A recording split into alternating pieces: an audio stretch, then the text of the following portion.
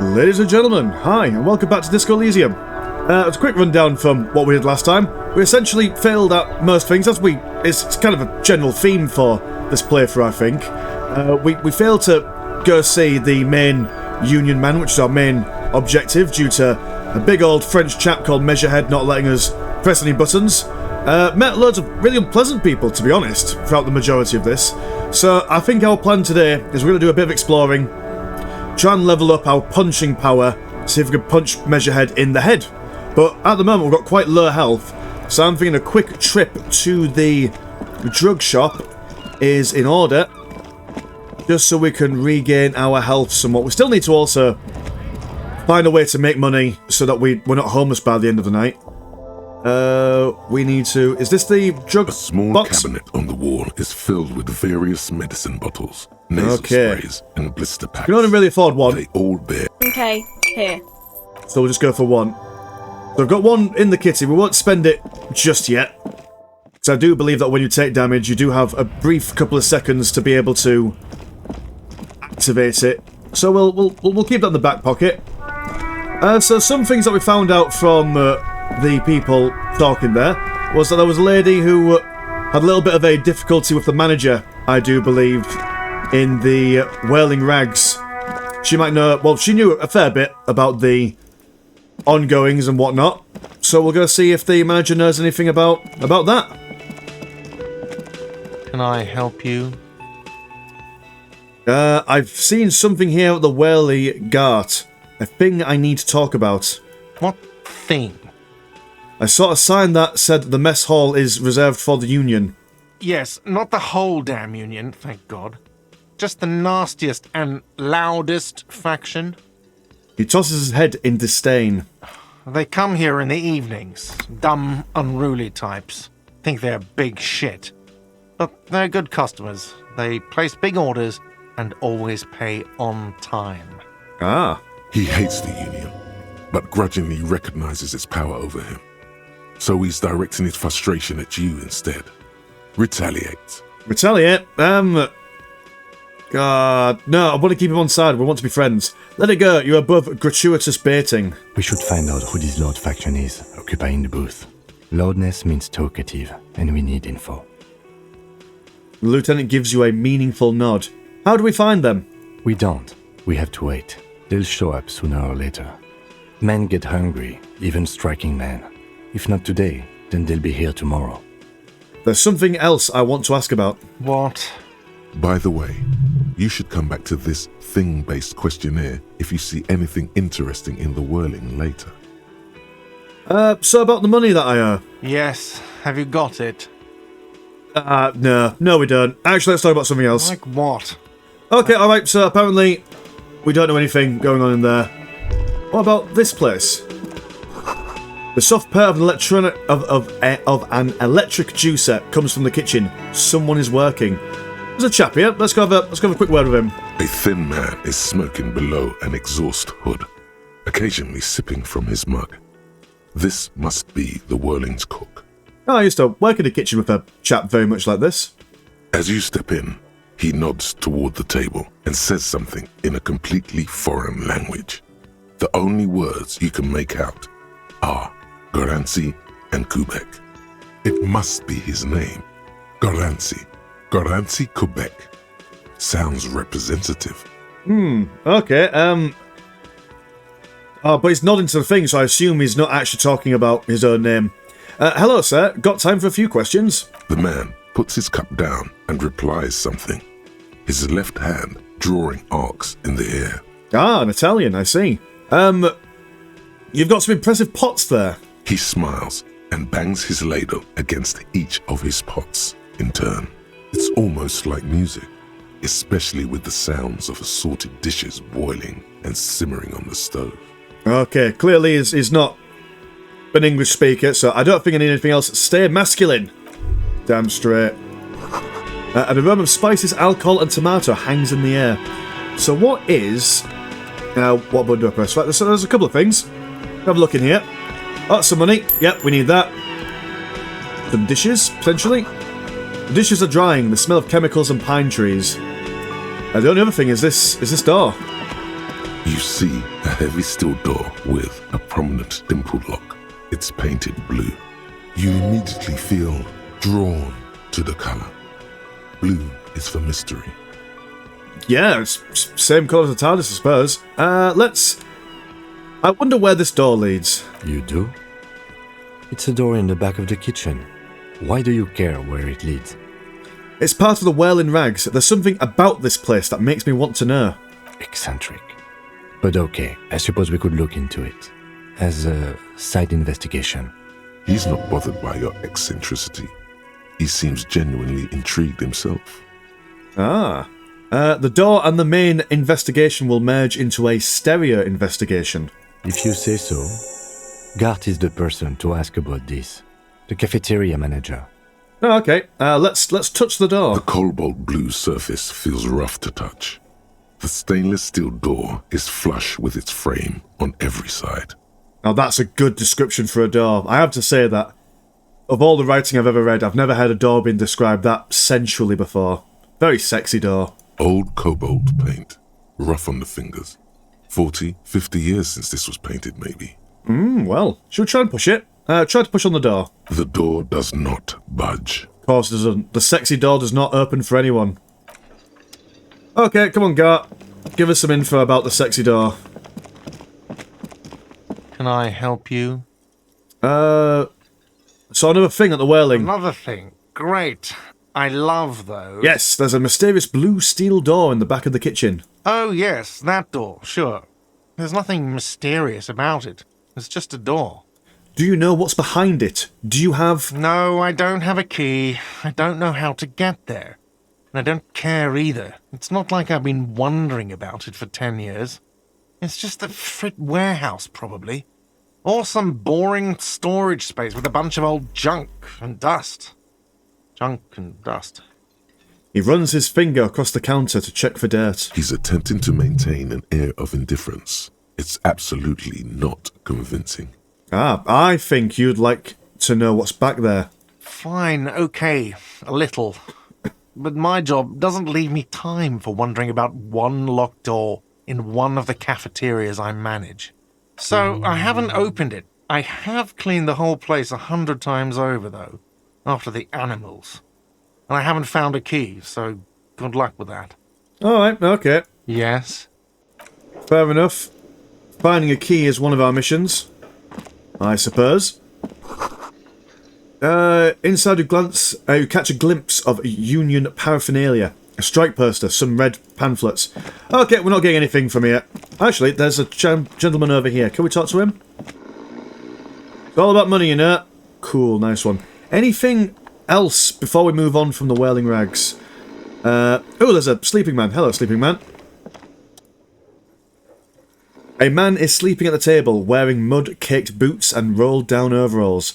The back of his shirt reads Wild Pines, encircled by a logo of a tree. A colourful piece of plastic is dangling from his carabiner.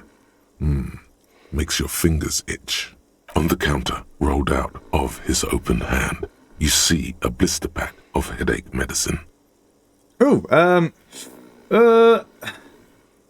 headache medication. We are kind of low on health, and I mean, police can commandeer vehicles, can't they? So surely we could commandeer aspirin. Let's go with... inspect the piece of plastic on his carabiner first. It's a dock worker's ID, doubling as a shift card and a job permit. A young, able-bodied man stares back at you from the photo. Santiago S. John. Ooh, we could potentially use this worker's ID to maybe get into the place that we need to go to.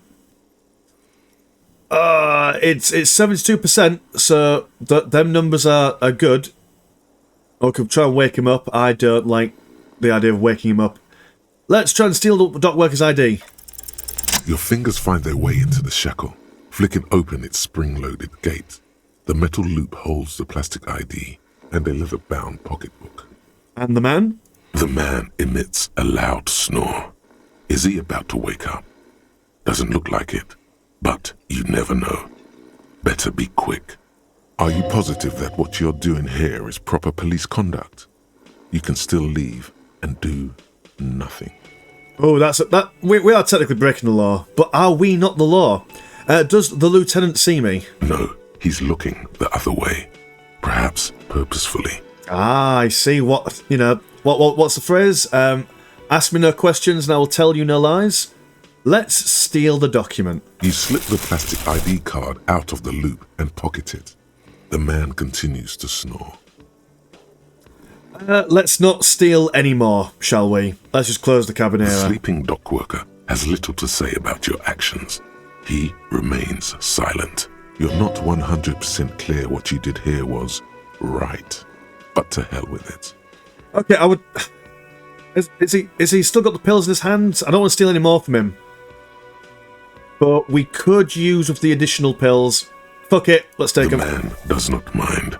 You probably need them more than he does. Oh, this is the wrong kind of pills. We didn't want the blue pills, we wanted the orange pills. Now we will leave him to his own devices. Something here as well. A bottle of rum has been knocked over. Beautiful dark liquid is pouring out. Right, let's sod this. Let's... Never mind the exploration or trying to punch Measurehead in the head. Let's just manoeuvre around. In fact, can we have a quick look at this? Ooh, and we can also sell it for 13 quid. Nice. There we go. We'll run all the way over there. Someone found the plastic carrier bag that we can use to pick up bottles and whatnot. We'll find... For the life of me, I can never remember where it is. But we shall, won't let us in. No? Is that not what it... Is that not what it's supposed to do? Go on, let me in, you bastard. Nope, okay, well apparently that is not what we were supposed to do. Does the man have any ideas? I guess getting past the man ain't that simple after all. So, what now? Ah, I'm actually a worker, like you guys. Show him the stolen card. The man looks at the colourful piece of plastic, then at you, then back at the card, then at you again. But that's not you, officer. It's an old picture. From back when you were not a cop, but a heavy-set, dark-skinned dock worker named Santiago Jean? Let's play it cool. Yes. Highly unlikely. I've known John for several years now. Also, you told me you're a cop, remember? How did you get his shift card?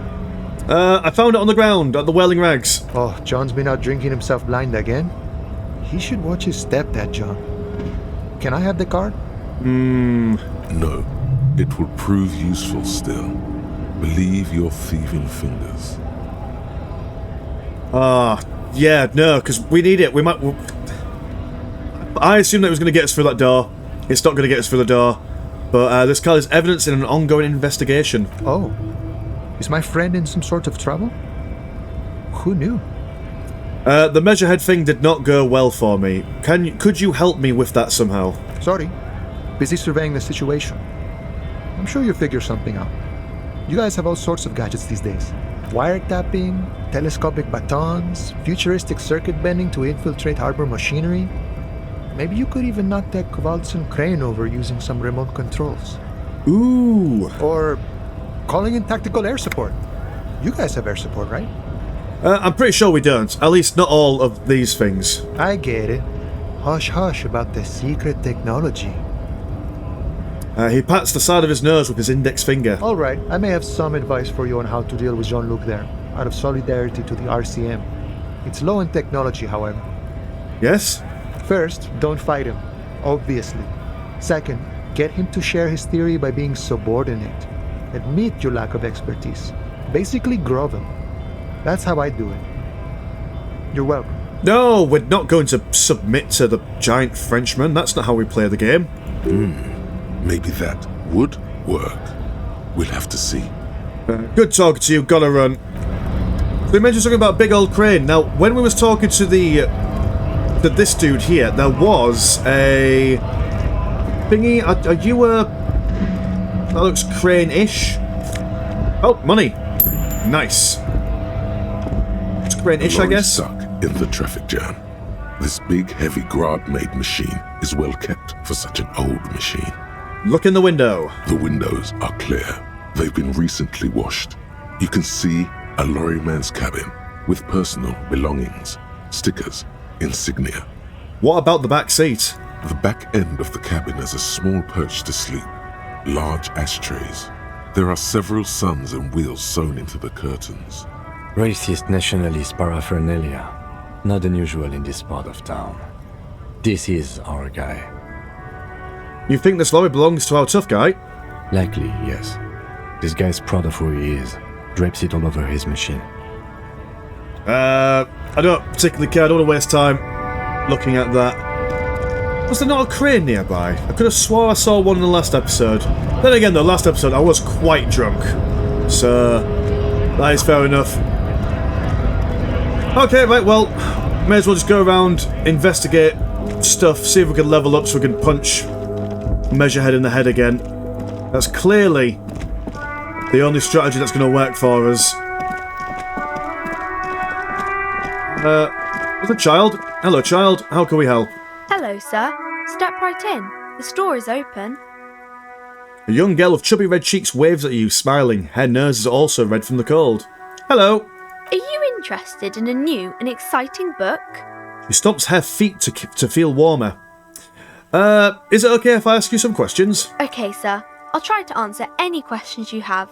I hope they're about books. What is your name? My name is Annette, sir.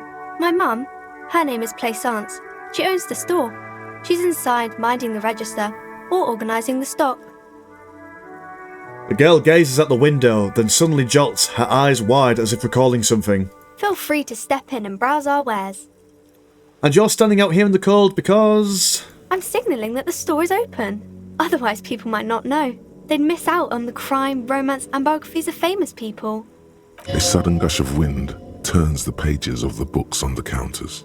She covers her face, smiling. But she's cold. You're cold. Can I help you in some way? Kind of you to offer, sir. She doesn't know what else to say. What could you do to help her anyway? Ooh. Such a good trooper you are. Already learned how... Nah, we can't let a kid come out. I could help by brutally dismantling the free market. No, certainly not. I should have a word with the store owner, maybe. Oh, no, sir. I'm happy to help Mum by luring in customers. Besides, I have some hot juice in my vacuum bottle to keep warm. No, well, that's fair. Shouldn't you be at school or something? I do my studies at home at the moment. I have to help Mum keep this place running. What is school, anyway? No, let's go with her. Isn't going to school more important than this? Mum says it's necessary to do both, because it builds character. Mum says a proper worker is dutiful. That's how you get ahead in life. You succeed. Ah, that's what they think. There is stress and unease behind these words. She's reciting etiquette. How's the business going? Mum says it's peachy. She was a little afraid at first. There's talk about this house being cursed. Ooh. Behind her, the window has been boarded up. You sense the boards creaking, twisting for a second, and some kind of doubt in her tense shoulders. Cursed? In what way? Cursed in the way that makes them say that no business has ever really thrived here, sir. That they all go... I'll say nothing. Well, they run out of money and have to stop doing business. This sounds rather serious. I should probably look into this. Narrow your eyes and look through the creaking boards on the window. We can go into the bookstore and ask about the case, but I don't see much more to look into here. The lieutenant makes a note in his notebook. Yes. Please do also look at our wares inside. The postcards and board games are there, sir. What do you know about the other failed businesses? Nothing really, sir. Mum doesn't allow me to sneak around in the back rooms or the cellar. I don't really know what's there. How does this curse manifest itself? It does not manifest itself in any way. It does not exist. I liked it better when we were talking about whether it's appropriate to stand out in the freezing weather. But Kim, the plasmic manifestations. No such thing. The lieutenant stands at your side, stern and serious. Anything else you wanted to talk about, sir? Stroke your chin. Enough about the curse. For now. Maybe I can tell you about some of our books instead. No. You can take your books and shove them where the sun don't shine. Right, if we've got time later on, we'll investigate the curse. Although, should we have a look at the curse? No, we need money. We need money and... there is the bag. I know that I didn't want to give out many spoilers while playing this, since I've played this a bajillion million times, but the bag is a very crucial piece of tech. You hear the distant squall of seabirds. Hit the bag. Right. Here we go. This is an essential piece of kit. Because now we can pick up bottles from the bin. There we go. This is how we're going to make our money. Extra change over here. Look at this. We're practically rolling in things now. Some graffiti down here that we can have a look at. Sputter of bullet holes lines the walls. Oh, of course, yeah, because this place was under siege, wasn't it? We've got more bins. We've got cups on the floor. Plastic tear. Glass tear. What are you? You are more plastic tear. Got a green thing down here. Oh, our cup runner further. Enormous bulls worthy of a real man, damn straight. We played with those bulls, would have certainly shown that French cavalryman how it was done. Yeah, I think now the game is... We're not going to investigate anything, we're just going to go around picking up litter. Just be like good Samaritans. What are you? A lone cormorant surveys the sea, indifferent to your approach. Okay, I've got a side alley. Let's have a look. There's a thing here. This is a wall on the side of an apartment building. Conceptualization. Why am I looking at this wall? You have no clue. It's just a wall. So many walls all over Martinez. Weather-worn, cracked, their paint peeling. Oh, okay, alright. Well, maybe potential uses for this wall later on. More rubbish. Excellent. Thank you. What are you? Look at this. Now we're picking up some serious speed. A garden hose. This won't be of use until the snow melts. Hey, what's that noise down there? What else is going on around here? We've got some more green stuff. Another spattering of bullet holes on this wall. Just a closed door. But you look at it suspiciously. Ooh. Hello, closed door. Locked. Now keycard, what help is here? These barrels are half full of rainwater. Anything else? Oh, there's a box. Where we can get an old bum hat. And a... Oh, just a health thing. Cool. Got a hat. What does it do? Minus our rhetoric by 1, but increase our reaction speed. I'm going to wear it just to stay warm.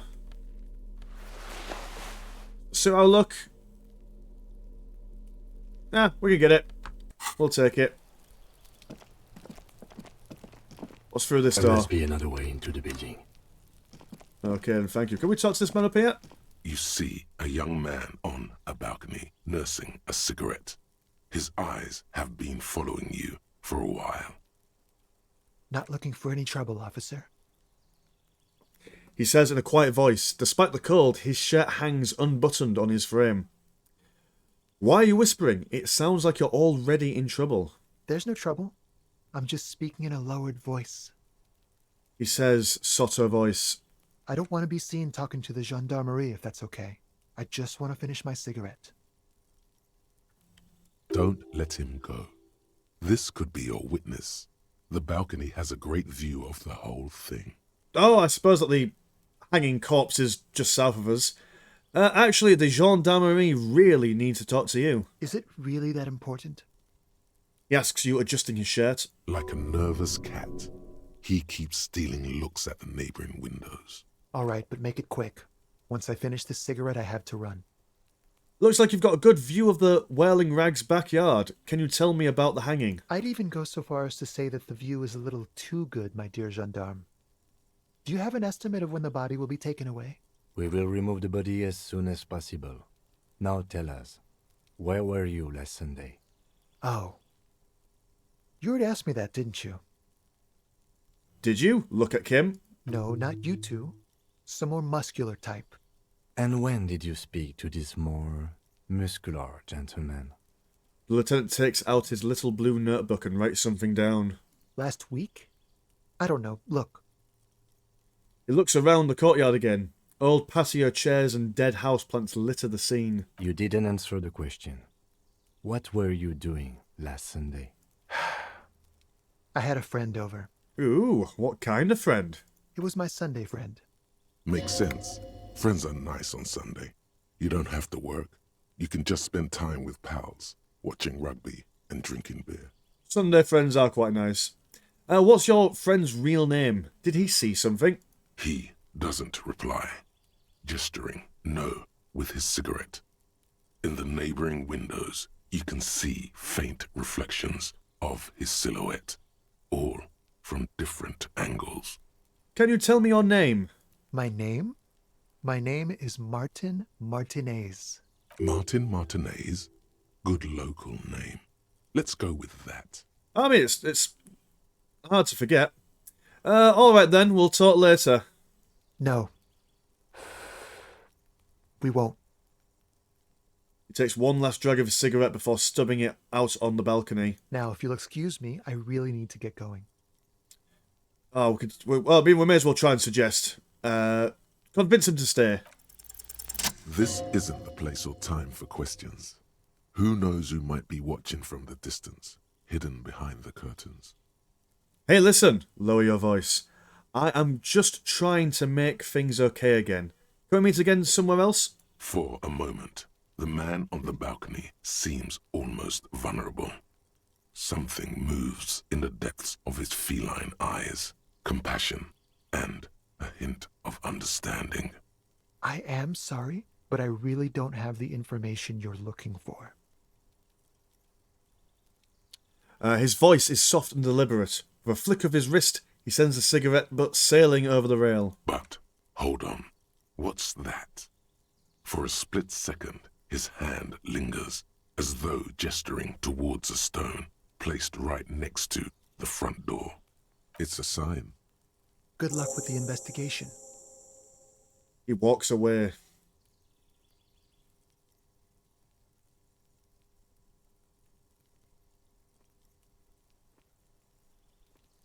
Oh, well, a sharp-dressed man. He's gone. The lieutenant puts away his notebook and turns to you. We should run after him, see where he went. No point in running. Tenements like these often have multiple exits. If he doesn't want to talk to us, then he'll know how to hide himself. You're right, he probably didn't have anything important to say anyway. He could be a witness. Him or his Sunday friend. Either way, we need to look into that muscular type who's asking about our case. He did leave us a sign. Did you see that? He wanted to draw our attention to that stone right over there. The lieutenant nods towards a small rock on a soggy patch of grass. If we find a way inside the building, we can ask around for his apartment. Great, let's do that. I'm just going to quickly unplug my phone because for some reason, like, everyone has decided to start messaging me, so... That little to-do, that was me, not you, so don't worry about it. Great, let's go do that. So the rock. Let's talk to the rock. A stone, like any other, lying in a whirl of sleet and mud. Maybe there's something under it. Please also ignore the graffiti on the doors. Turn it over. There's a key beneath it, rusty from the dirt. This must be for the front door.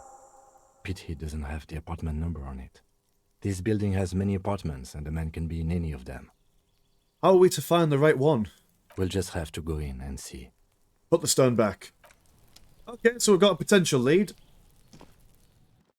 A muscular chap that we can talk to. There's some stuff. Oh, there's a bin.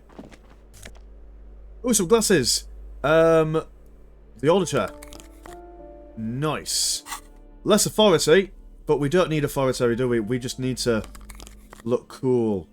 Yep, that's what we like. The box is filled with cleaning chemicals, smells of laundry detergent. Eviction notices and missing pets are plastered on top of each other. An old shoe rack, boots, sneakers, and old slippers. Apartment 12, a loud rumbling snore comes from within. What about you, door? Ooh, okay, alright. Oh, it's dark, so what we could do is we can equip our torch. And then we can see more inside.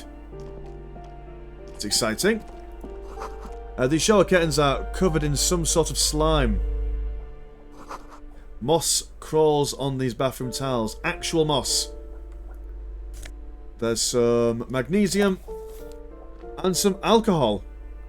Okay, so +1 to our physique, so we can drink this to punch the dude in the head. Or measure him in the head if we should need to. Some money in here. Excellent. Okay, alright. We will unequip our... Oh, we'll put the crowbar in case we hit people with it. Yeah, we'll unequip our torch. We don't end up flashing people in the face. What are you? Someone has drawn a 5-pointed star on the wall. Ah, a pentagram. Okay. This door has been closed with a padlock. A chalk-drawn number on the board says number 11. Examine the padlock. It's a solid lump of metal, but the shackle is deeply corroded. A solid pair of chain cutters would make short work of it. Continue. Better whip out those cutters. You won't get very far otherwise. Randomly breaking into somewhere. Is that what we want? Let's knock. No reply.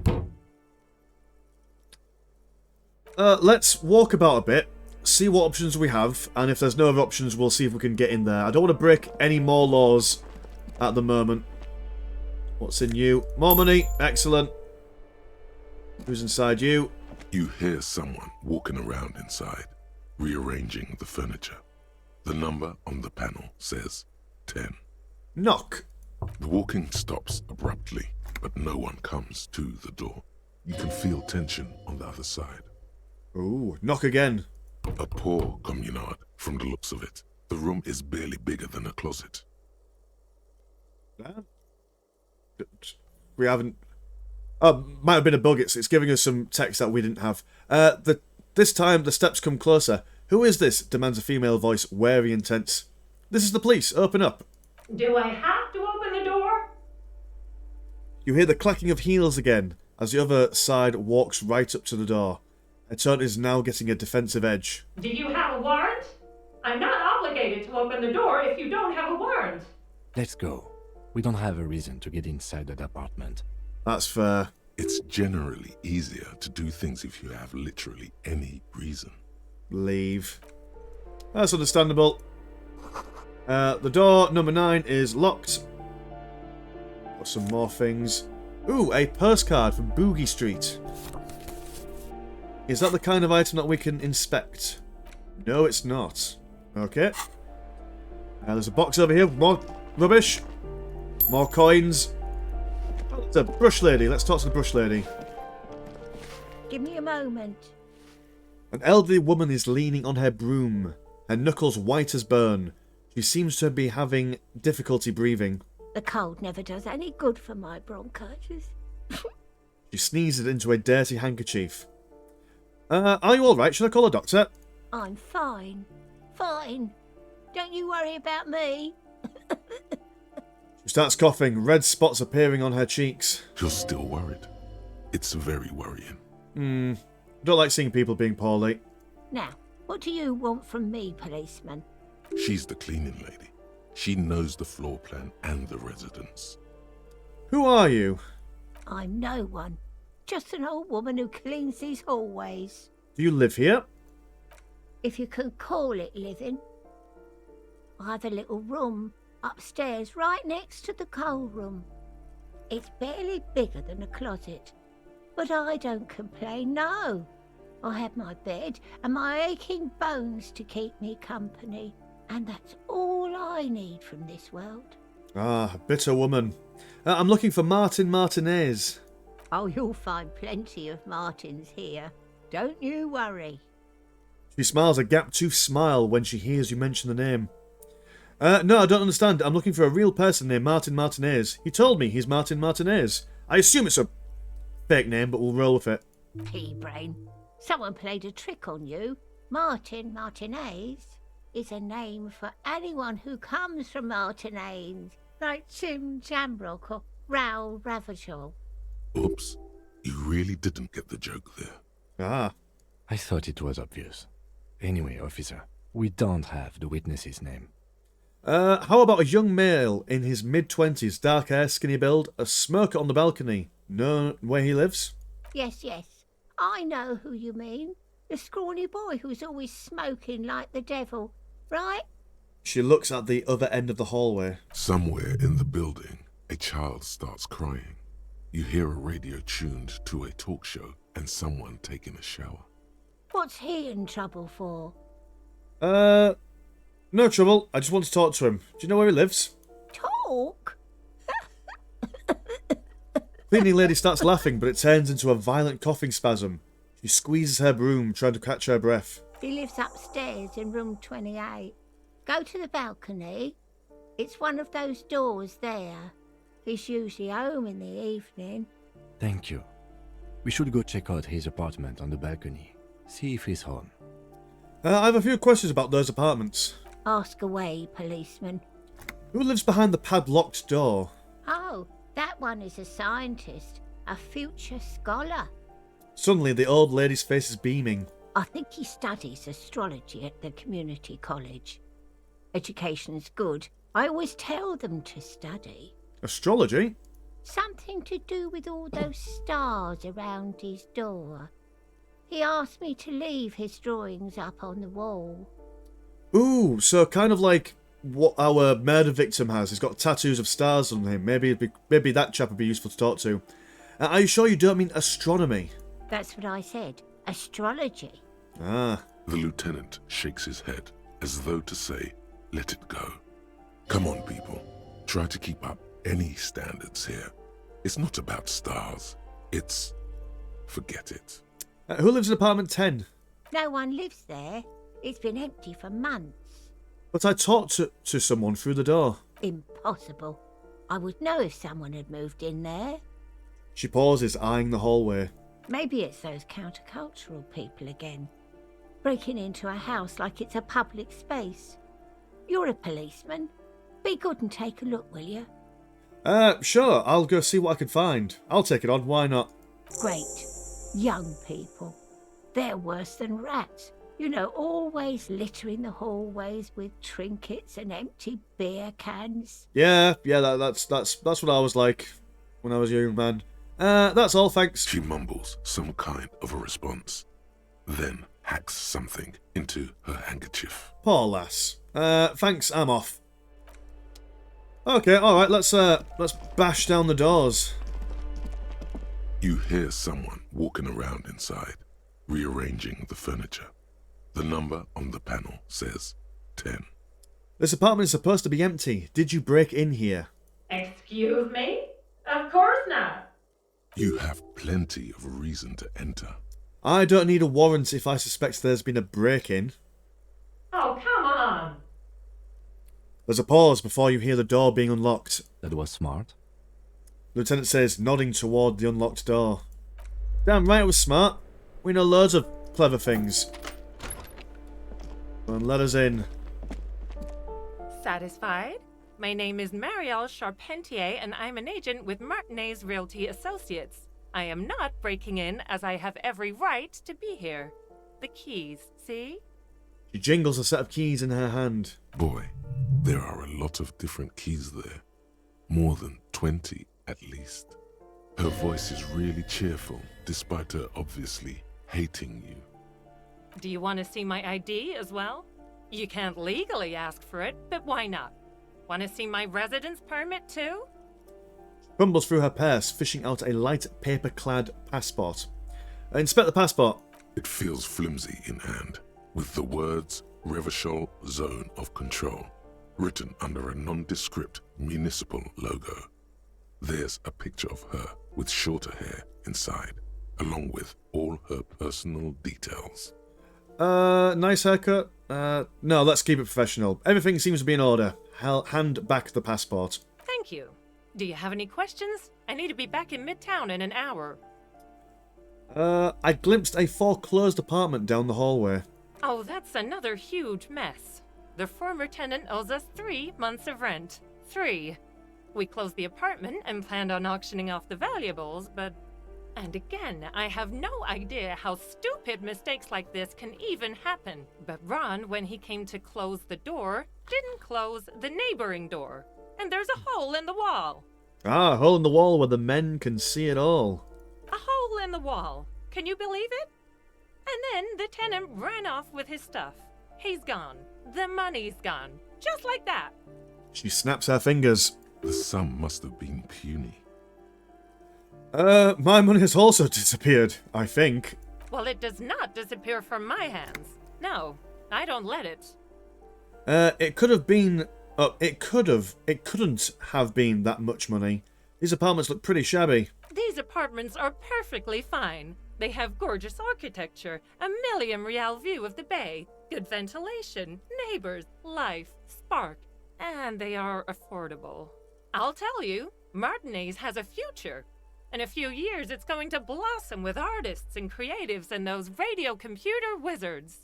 It's as if they're real wizards, able to resurrect dead real estate and breathe life into bank accounts. Hey, well, I'd be happy if my next door neighbour was a wizard. So wait, what happened with the wall? Don't ask me what happened with the wall. I have no idea how we're going to find the time or resources to fix it. Both apartments are now unrentable. Both. She's still shaking her head, manicured hands now crossed over her chest. So what are you doing here? I need to get it ready for the next lease, but as you can see, the previous tenant completely trashed the place. Reprehensible. Who lived here? It was some kind of a moribund old man who used to be a business owner. You'd think they'd make rent. She stops, hesitating. A sudden serious look crosses her face. This story didn't have a happy ending. But that was months ago. Anyway, was there anything you wanted, or is that it? I'm in a hurry. Alright, fine then if you're busy doing a real job. Thanks. That's all, thank you. Of course. Ooh. Lonesome, long way home. Here we go. Home awaits.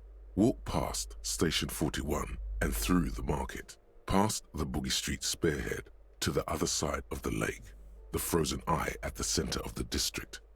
Then past the video rental store on the corner. There, at the end of a street lined with pine trees, a small house no larger than a matchbox, 11 Voyager Road. You no longer live there. Those times are gone. And so are those people. Why did you come here? Why are you still here? And where's the dealer? You have to get back to work.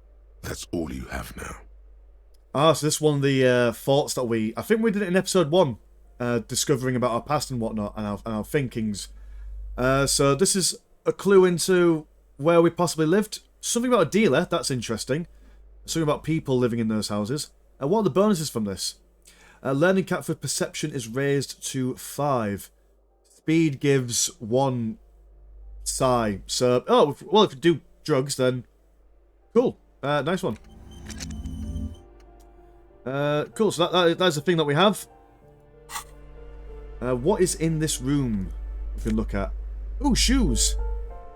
+1 to indirect modes of taxation. What does that mean, exactly? What do our shoes currently give us? 1 composure, -1 Savoy Fiat.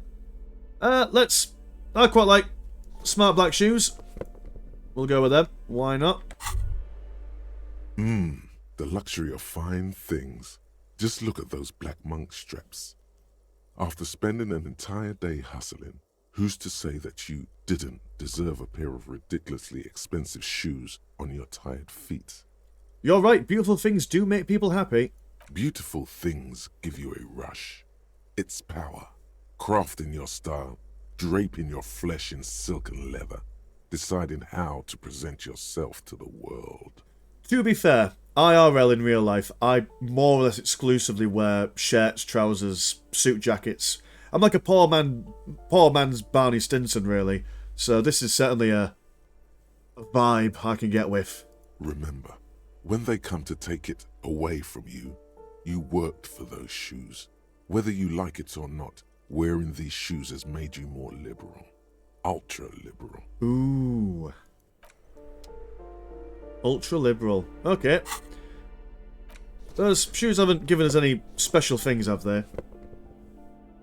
Unless we get, like, +1 to, like, loads of different indirect modes of taxation. Maybe a full monk strap suit or something going on.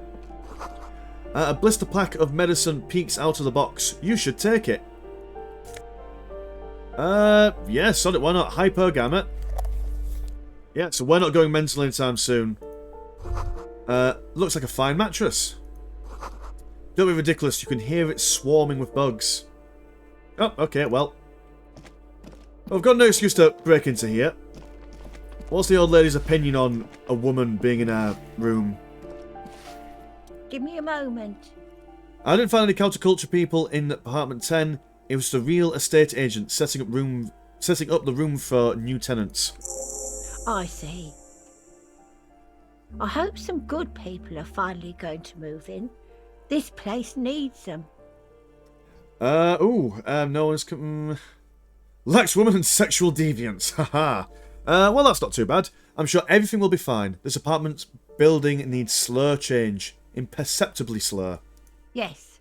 Well. I hope they're good people. Your statements are too vague to comment on.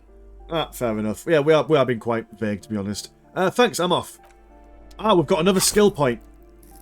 So, physical instrument, that's the one that we need. I think it's the one we need to punch Measurehead in the head. Let's have a look. Where is it? Ah, physical instrument, formidable. Right, let's upgrade our punching capabilities. And then because we've upgraded ourselves, we should be able to take on the test again. So I'm going to fast forward to being at Measurehead and we'll punch him and see what happens. I'll see you in a bit.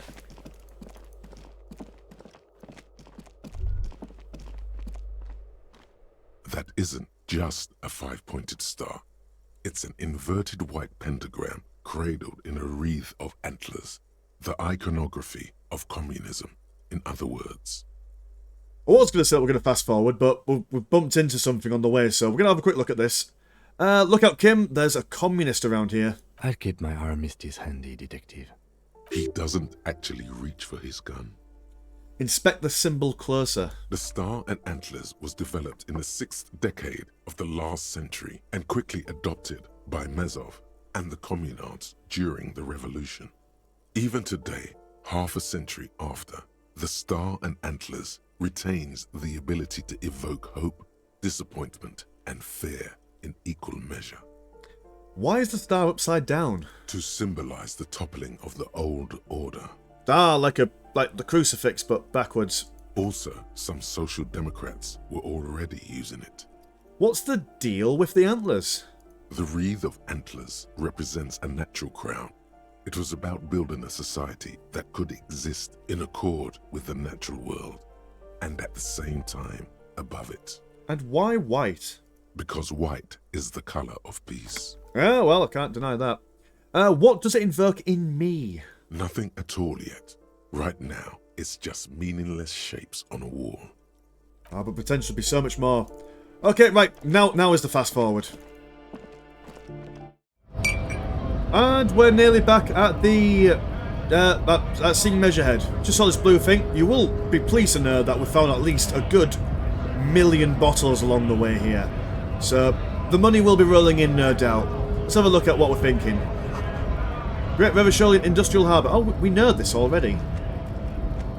Damn thought bubbles, not giving us anything interesting to think about. Right, Measurehead, it's time to face the music. I've got a bottle full of courage. I've taken some pills. Right, come on then. Your race descent has only worsened since I last saw you. You have really let yourself go. Oh, do I try and trick him with this? Don't be such an asshole to your fellow dock worker. To me, he's racist, so I assume he thinks that we all look the same. So maybe we could trick him. The man looks at you, silent and unmoving. His eyes burrow into the remnants of your soul. You are not Santiago. Santiago is not you. Even the phrenically impaired can see this. Well, it was an effort. Let's punch him in the head. Damn it. It has happened again. The Titan has your fist locked in his hand, and he's twisting it. Another fit of criminal rage. Who are you, in your own words? Who am I? We don't know who we are. We don't remember. Please. Your fist cracks in his hand like a ripe apple. Pain shoots up into your brain as he's twisting it more and more. The words to the song have changed. Say, I am a violent drunk. Well, we've already succumbed to this, so... Good. Now go before you enter cardiac arrest. Please, stop doing this. You are making... Never. We shan't stop doing this. This is our only way forward. We can't... If we can't punch our way through a problem, then what are we as policemen? Okay, then, well... We'll just continue going around until we upgrade our punching ability again, and we'll give it another go. But I will teleport myself back to the... whatchamacallit, to the flats. So, see you in 2 minutes. Okay, and we're back. Well, we at least know that there's some stuff around here to look at. That's nice. There's a green thing there. A note reads, foreclosed by Martinez Realty Associates. Okay. And what's going on here? Oh, it's a... reminds me of the hotel room. The sea below looks cold and winter grey. Is this the hole in the wall? As someone has torn down the wall. We enter. Hello. There's a fridge with some more health stuff and money. And there's also something on the table. An old grocery list on the table. And checks. Oh, it's nothing too exciting here then. Fair enough. Okay. What's behind this door? Oh, it's a balcony. And more bottles. Aha! Plastic tar, that's what we like. The person over here. The streets will flow red once more. A great torrent rushing down Rue de Esperance. You wait and see. The girl stares at the sailboat by the pier. The streets will not flow red with anything. Who are you? I'm Cindy the fucking Skull. What else do you want to know? Date of birth, blood type, the last time I was tested for Hep C. Ah, well, she's not a pleasant lady, is she? Just add some questions, okay? Ask away, pigman, but I don't promise to answer. Despite the sass, she puts the brush aside. That smell coming from her paint bucket. It's not paint. It's heavy fuel oil. Ah, what about... Is that heavy fuel oil? Red-dyed heavy fuel oil, intended for exclusive use in government vehicles, to be precise. He says, studying the contents of Cindy's bucket. What did you think I was using? Aquarels? Sucked it out of a cop's fuel tank myself. Back in Jamrock.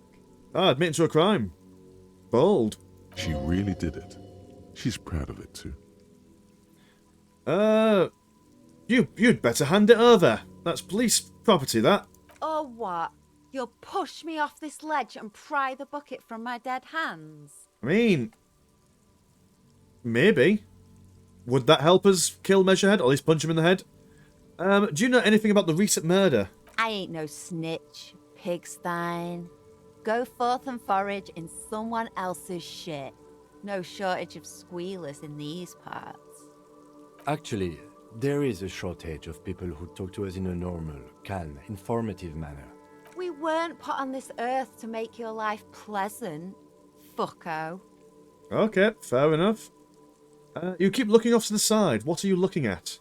The lieutenant furrows his brow. at another one of your eccentricisms. What? I've not been eccentric. She nods disdainfully towards the woman performing maintenance on the boat docks next to the pier. Hatred? Disgust?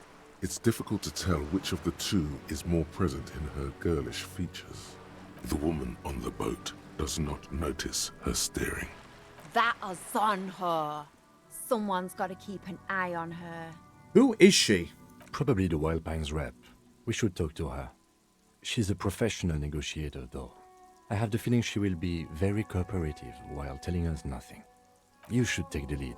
Ask her unexpected questions, Do your thing. Don't be afraid to get a bit wacky. Throwing her off is our best bet. Ooh, we could do wacky. That's easy enough for us. Good idea, piggies. Run along now. Fuck her shit up good. Impound that boat while you're at it. I'd like to watch her swim back to us on. What are you doing to the wall? Can't you tell? I'm painting a beautiful mural, an aereo graffitio visible from low orbit. I haven't really started it yet. I'm waiting for the right words. Why are you so committed to defacing the building? This place is severely lacking in havoc. Not even the occasional trash can fire to break up the tedium. I thought I'd mix it up, summon the forces of crime and social chaos with a wall-sized invitation. Oh, so you're basically the Joker, just not as interesting.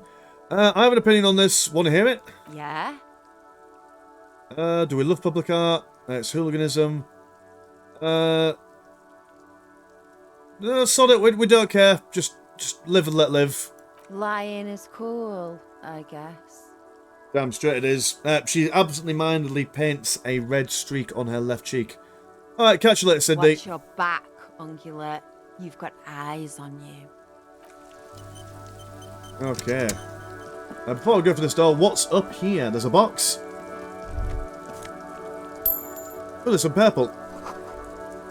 Above tarps flap in the wind, forgotten hammers and nails rust.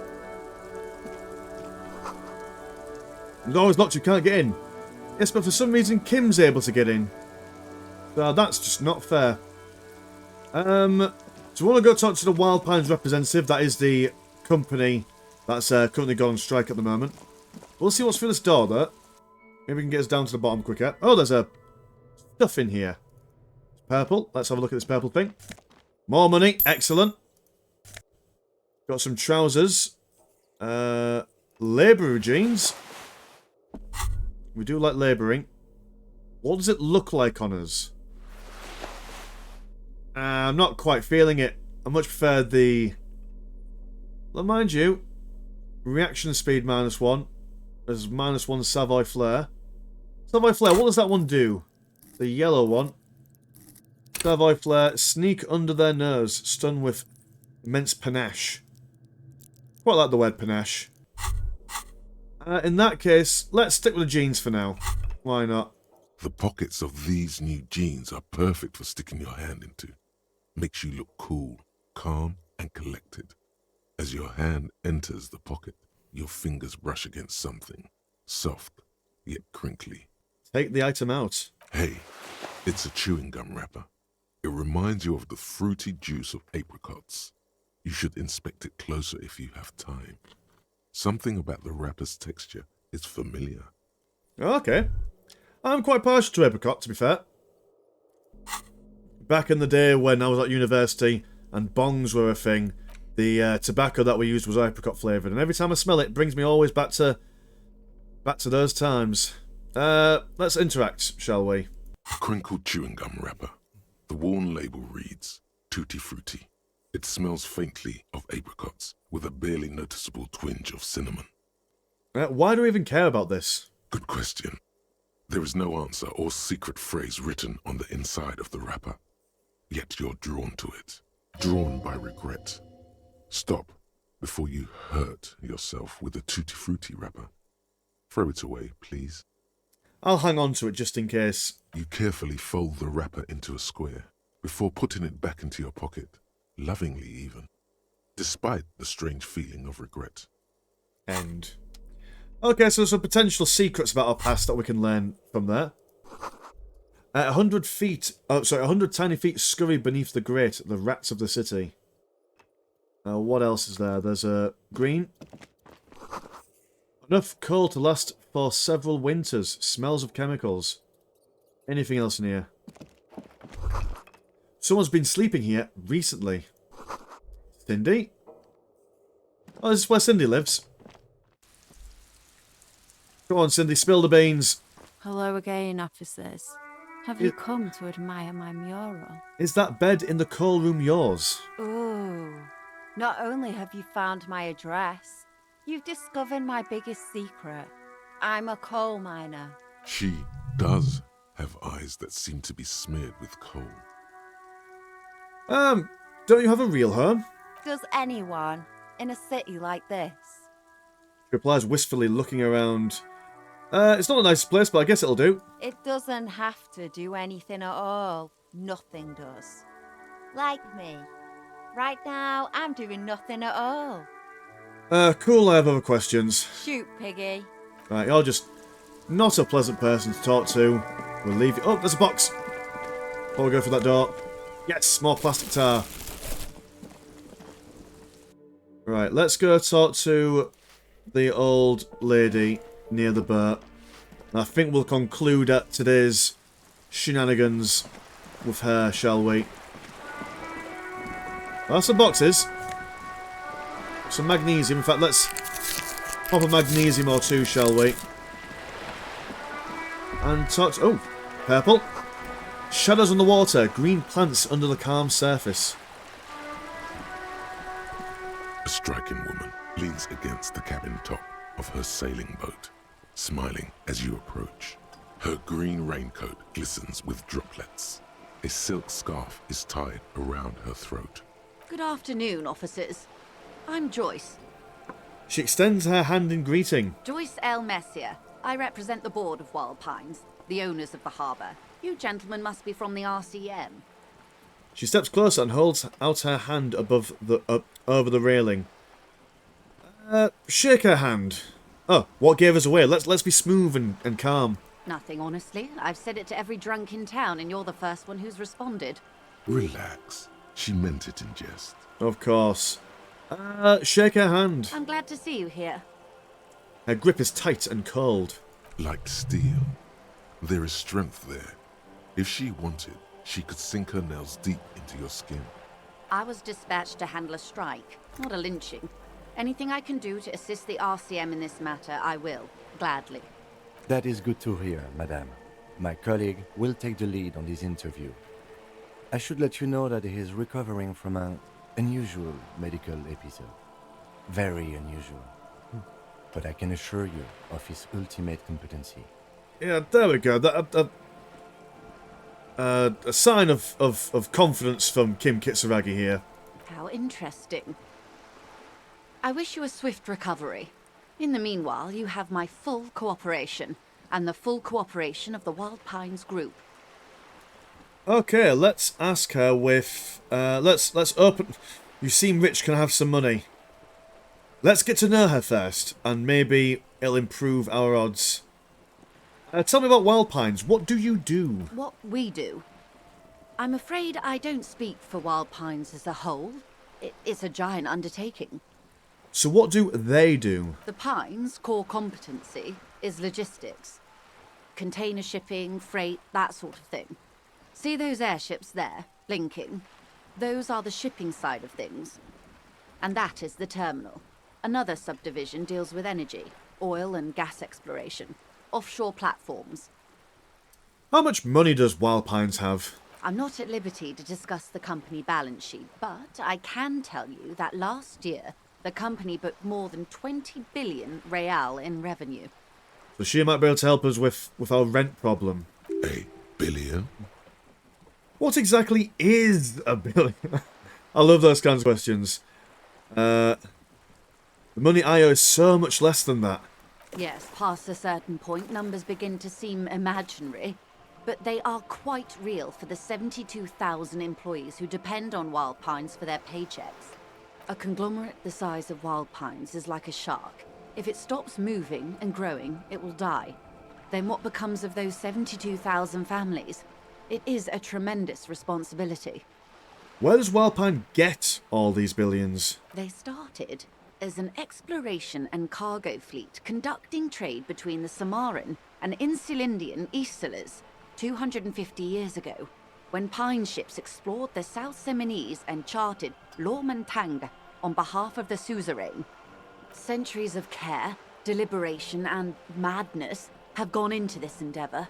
Vessels pass through the Great Unrest to re-emerge with apricots in tow. The logic of the system is totalizing. It's taken everything from its employees to build it. Well, sounds really interesting, but also not interesting. That's all I need to know about something else. She nods. What can you tell me about this strike? Everything. Right up to, but not including, trade secrets. Okay, we won't ask about that. What is your role in this, precisely? I believe the official title is Senior Labor Negotiator. In practice, I'm a grocery clerk. I relay the union's demands to Wild Pines and return with Wild Pines' counteroffer. Ah, so a messenger lady. And how are the talks going? They're not. That's the problem. The union stopped all negotiations a week ago, after that awful lynching took place. Now they won't even let me into the harbour. There's a 2-meter-20 racist behemoth blocking the gates. Yes, that dude. Oh, you mean Measurehead? Yes, Jean-Luc Measurehead. She leans back and rolls her eyes. How were the talks going before the lynching? Let's say I was not making the kind of progress I'd hoped for when I first arrived. And when did you first arrive? I arrived 3 weeks ago. Yes, in the middle of February. The bay was still partially frozen then. I prefer to do these things on site, like the RCM. But the strike began in December. He looks at his notes. I wasn't the original negotiator here. I took over after Mr. Gaumont hit a wall with Mr. Clare, the union boss. Mr. Clare refused to speak with Gaumont despite concessions he'd granted the union in prior negotiations. This isn't the first time the union has gone on strike? Heavens no. There have been 2 prior strikes. Both times the union won significant concessions, including overtime pay and a medical plan. This time their demands are more, I guess you could say, aggressive. What happened to this Garmont? Mr. Clare told him to... how did he put it? She pauses to compose herself. Fuck off, midget. Gaumont is short of stature, you see. Ah, not cool. Keep in mind, this is a negotiator Mr. Clare has worked with before, and who was more than fair with him and the union. What are their demands? There are leaflets everywhere, and banners. What did they say again? Oh yes, every worker, a member of the board. Most of the workers probably don't know what that means. Business commune. Seems like they have no idea about business. I don't know what to think about that. Fortunately, they explained it. Every time the Wild Pines group makes a decision about anything, it needs the signature of each of the 2,200 workers in its Martinez terminal. Just so you understand, this is but one of 22 terminals owned by Wild Pines. Essentially, not only are they kings of the company, they are also kings of the 72,000 employees of Wild Pines Group. Pretty funny. Yeah, I imagine that if you ever had to vote on every single decision the company made, nothing would ever get done, would it? So yeah, that's pretty funny, I'll have to admit. They're having a blast. But how can they afford it? After 4 months, my assumption was they would prefer a more practical solution. What are you going to do? I'm not sure. Naturally, I assumed that was just their opening position, a hard-nosed tactic with a side of mockery. But there's been no follow-up, just the same nonsensical slogan repeated over and over again. And now, people are getting lynched, I hear. Behind the whirling in rags. A disastrous situation if there ever was one. Excuse me, from whom did you hear about this lynching? I first heard it from the boyer at the gates. The one whose very name advertises his aversion to work. I think he said it was, "Call me mañana." This checks out. The scabs at the gate, did you put them there? The scabs? You mean the huddled masses of Jamrock come to plead for work where the Union refuses to? If they were organized by Wild Pines or its affiliates, then it would be a company secret. I could not share it with you. Not right now, at least. Well, that's just affirmation that they probably are put there by the Wild Pines. It's implied. She's open to discussing this matter with you at a later occasion. Tell me about this Union boss, Mr. Clare. Everard Clare is a man of the utmost integrity. If you can say one thing about him, it's that he always puts the interests of the workers first. Really? Of course not. Everard is fantastically corrupt. I imagine he has a thick, viscous goo where you and I have blood. Is he that bad? He is the most corrupt individual I have ever seen, and I deal with men like him for a living. If there is anyone more venal, more irredeemably nepotistic, then it's his twin brother, Edgar. Wait, there are two of them? Yes. Edgar looks exactly like his brother, except for that lazy eye. He also talks exactly like Everard does, and when one's term as foreman is up, the other takes over. It's how they circumvent the term limits, you see, with a funny little switcheroo. While in office, they've embezzled God knows how much of their workers' dues.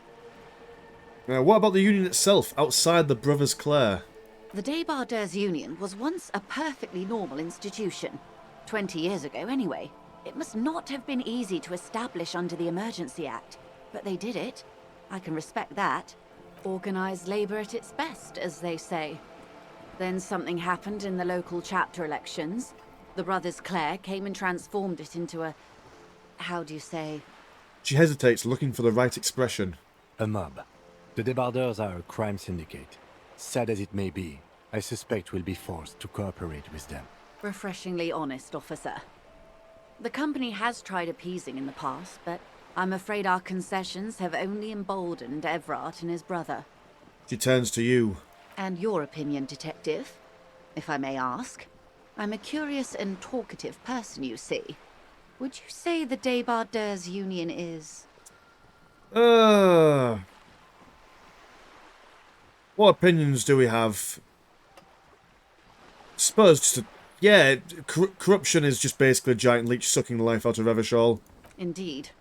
And a hungry one. Sadly, Wild Pines have cooperated with what amounts to a crime syndicate for 2 decades. However much you feed the leech always hungers. One more thing. You said something happened in the elections. I'm glad you asked. There was a woman, the previous forewoman of the Union. She disappeared. Disappeared? Yes. On the last day of the local chapter elections, her daughter phoned in and said she wasn't running anymore. Or coming to work. Ever. End of story. That's a bit suspicious. Some kind of extortion, probably. Indeed. The company suspects foul play, but there's nothing they could do. It was a union matter. The point of the presentation is, these kinds of things happen around the Clares. Watch out when you're dealing with him. Thank you for your concern, ma'am. We'll be just fine. Alright, so these twins don't sound very friendly. That's all I need here. Let's change the topic. Of course. How else can I help? What can you tell us about this lynching? Quite a few things, I'm afraid. She falls silent for a moment, contemplating something. The information I'm to share with you includes sensitive trade secrets. For the sake of my employer, I have to ask for your names and badge numbers. Ah! That's a problem. Of course, ma'am. We should have introduced ourselves. I am Lieutenant Kitsuragi from Precinct 57. And this is my colleague from Precinct 41. I'm afraid he doesn't have his badge at the moment. I hope mine will suffice. How curious. Why is that, Detective? Awkwardness washes over the conversation. The woman doesn't like this turn of events. Remember when my partner told you I'd recently suffered from an unusual medical episode? My lost badge is related to it. I see. So, are you saying you lost your badge during the course of this episode? Do we be honest? Do we be sarcastic, or do we just be silent? I think this woman seems fairly reasonable. Let's be honest. It's possible. After a night of heavy drinking, I lost all my memory of my life and the world. Oh dear. Some kind of encephalopathic amnesia? I don't even know how to respond. I do believe you, naive as that may sound. I simply can't imagine what you gain by faking such a condition. As I said, ma'am, his technique may be very unconventional, but he is an officer of the RCM. Of course, I sympathize, but I'm afraid I simply can't share anything more until I've seen that badge. Hang on. She's a professional negotiator. She should be open to some sort of mutually beneficial arrangement. Okay, what kind of arrangement would that be, suggestion? I mean, favors for favors. A dirty alliance of some sort. Consider this. Perhaps she has been planning it all along. That you convince yourself into colluding with her. Ah. Well, maybe a bit of tit for tat. A dirty alliance. Now that sounds fun. How do I negotiate my way out of this? Easy. Just offer her a favor. Like I said, nice and dirty.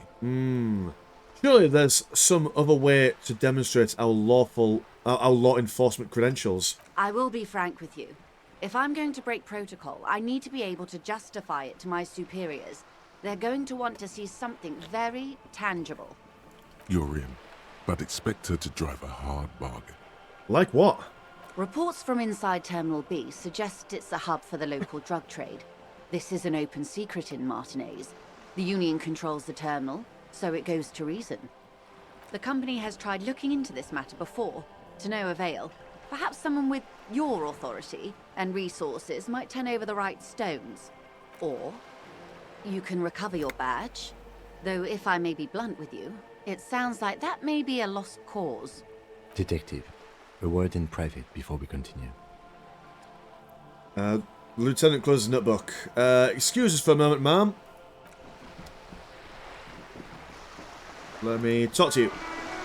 This is not going quite as I hoped it would, Detective. Lieutenant's voice is hushed. How did you hope it would go? Honestly, I was expecting you to use your unorthodox technique to keep her off balance, and not volunteer us to be her henchman. Well, really? I thought it was going so well. This woman is running circles around us. She might have known about your misplaced badge all along, or she's simply an adept improviser. Either way, we've played straight into her hands. He doesn't let it show, but there is a limit to how much the consequences of your unprofessional behavior can cost the investigation. I think we've been quite professional so far, Empathy. I have no idea what you're on about. What do you propose? That we don't investigate the drug trafficking? I'm sorry for putting us in a situation. I'll handle it. I'm sure you will, Detective. Yeah, I don't want to antagonize Kim anymore.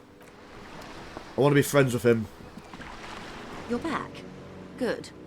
What can I help you with? Okay, tell me about this alleged drug trafficking. It's quite straightforward. Someone is using Terminal B to smuggle raw ingredients from the Samar and Isola into Revachol with the Union's blessing. Wild Pines has suspected it for years. Ingredients for what, ma'am? Meth and dextroamphetamine, GBL, and various synthetic psychedelics. Honestly, it might be quicker to say what you can't make from the stuff. And you wanted to investigate? Yes, but you won't get anything out of Evrat and the Dock Workers Union. Still, every chain has its weak link. The handoff.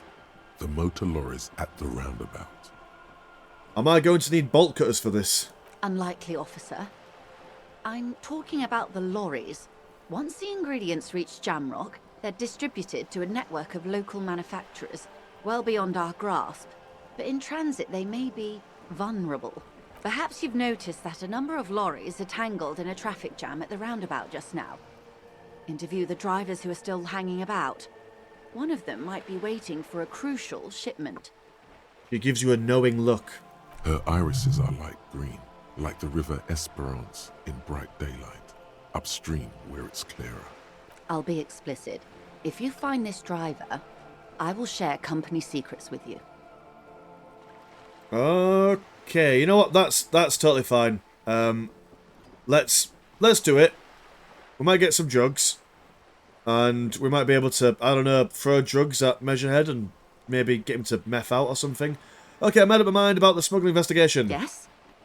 We will take this case, probe the drivers, see what it yields. Excellent. According to my reports, there are at least 3 lorry drivers lingering near the roundabout. Hopefully one of them will know something. It may come to nothing, or it may just blow the case wide open. I suspect the traffic jam won't disperse for a few more days. You should have the time you need. In the meantime, let me know if there's any other way I may be of assistance. She takes another long sip from her seemingly bottomless thermal cup. Okay, alright. Let's go for... Do you know something about these tattoos? Shohair the Furter. That's the man who was killed. I'm afraid this is a discussion for once we've cleared the lynching question. Why? How is you looking at the Furter tied to the lynching? Better not tie the forestay to the backstay on this. I hope there is something else I can help you with. She wants to answer the question. Protocol keeps her from it. Okay, so we need to get on her good side. You seem rich. Can I have some money? We do need some... We don't have... I think it was about, what, like 100 rial or 80? You seem rich. Can I have some money? Is what you want to say, but it isn't that easy, is it? What? Why not? Look at that lady. Take a gander. Squint your eyes, bub. What nice fabrics. Why, yes. Tucked away under that sturdy green raincoat, almost rustic in its simplicity, a silk shirt and matching scarf around her gentle throat, while dull orange pearls hang from her earlobes, red from the cold.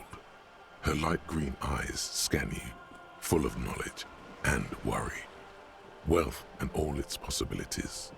These are the kind eyes of the rich man that seem to say everything is possible, within reason. Yes, sir.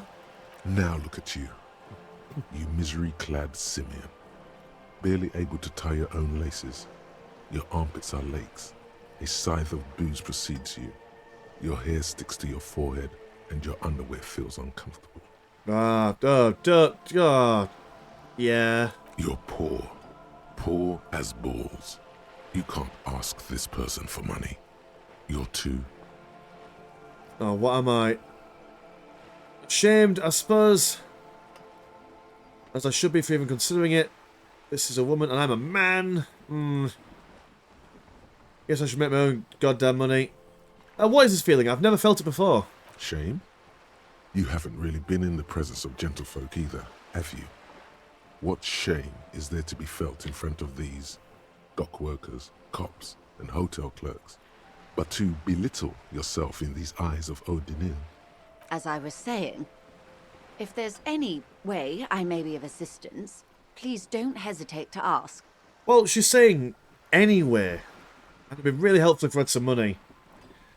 Let's try and get some money. Voila, you're doing it. Help me, I'm poor. I need money to keep living. Now let's... Can I have some money, ma'am? Of course. How much do you need? Oh, right, okay. She's surprisingly nonchalant about this. Could it be that she somehow knows more about your predicament than she's letting on? Right, we could try and go for 10,000. But realistically, we only need 100. And I daren't ask for more in case she's like, no, and it shuts down the conversation. But do we be brave and bold? Do we put up... I mean, we've got loads of bottles in our bag. Okay, I need 10,000 rial. Come now. Nobody carries that much cash on their person. Particularly in a place like Martinez. I'd get robbed. And even if I did, I still would not give you 10,000 real. I would rather buy something nice with it, like expensive hi-fi or a new hydrodynamic E40 sail. Hi-fi? I like high-fidelity disco music too. I like high-fidelity anything, sir. Now, try again, but lower. Fine, I need 100 rial. That's a good sum.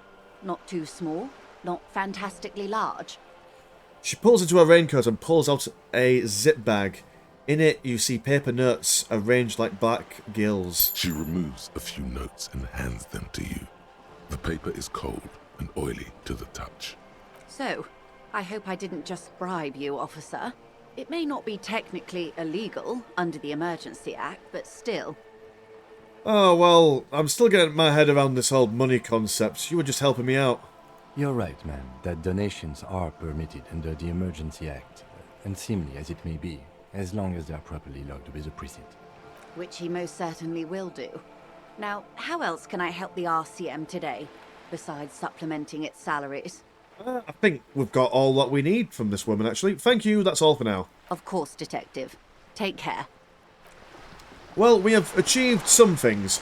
We at least have enough money to pay for the hotel, which is... yeah, you know what, I'll take that as a victory in itself. We've got a bag full of bottles, we have some nice shoes, the corpse is still up there, Measurehead is still blocking our way, but Lord in heaven have mercy on my soul, we will punch him and get through him someday. But that's all. Anyway, thanks for coming. If you want to have a look at the old Patreon and you're into Warhammer, Dawn of War stuff, £1 a month gets you an extra game a week. Isn't that cool? And looking forward to the next time. Anyway, my name's Bruce Landshark. See you in a bit. Peace.